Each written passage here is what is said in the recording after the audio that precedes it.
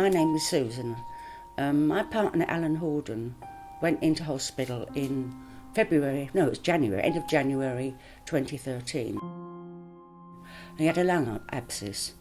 I'd had one before and it was just drained and there was no problem and it was really well. But then when he got to the hospital, he just got worse. And they didn't seem to be doing very much about it. We kept complaining, but they still did nothing. He was coughing up blood and they weren't even monitoring it.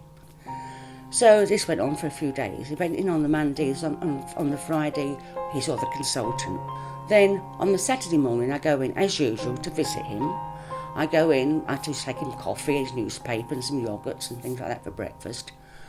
And when I got in there, he was in the side room, went in the room, he wasn't there. His coat was there, his phone was there, he wasn't there. So I thought, oh, maybe he's gone for some check. So I rushed out and said, where's Alan, where is he? Don't know. I said, what do you mean don't? We don't know where he is. So I went back in and I checked again, yes, everything was there.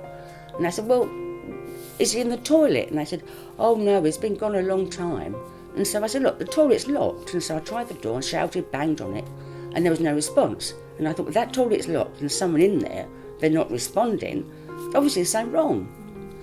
I said, well, open it. And they said, oh, well, yeah, we're going to need a coin, all that. It took ages for them to open it. Then they opened it, just pushed the door and didn't even look inside. I saw him in the corner there, on the toilet, sideways, head back, with blood all over him.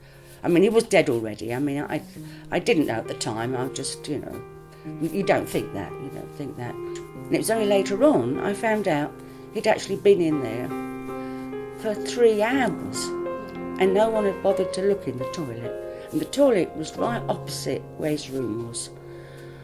And I thought, well, I've got to do something about this. After, a while, when I sort of came back to myself again, I was looking everywhere on the internet trying to find what to do, how to complain. I didn't know what to do, I had no contact. And then, because I got in touch with Anne Clwyd about her committee, I came to a meeting in Stevenage. And at the Stevenage meeting, there was power.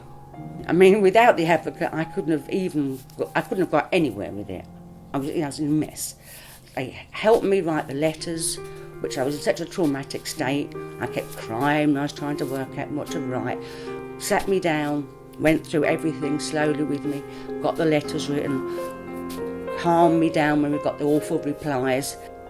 And then when we still felt we'd got nowhere, she helped me complain to the Ombudsman, and I got a successful result from the Ombudsman. He actually said that the hospital were in error. They didn't treat him properly, they didn't act correctly on that day.